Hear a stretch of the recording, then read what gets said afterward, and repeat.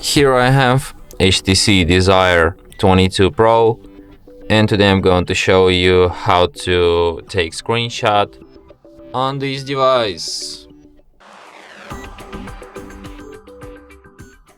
So to do this, all I need to do is to just press combination of keys, power key plus volume down at the same time, like this, and the screenshot will be taken.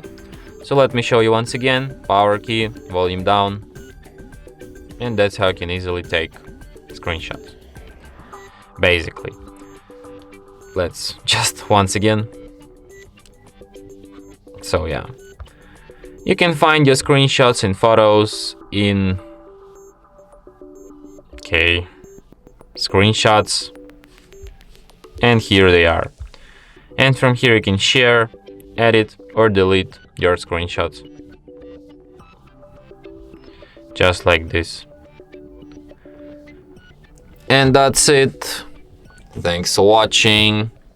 If you find this tutorial useful, don't forget to hit that like button and subscribe to our channel.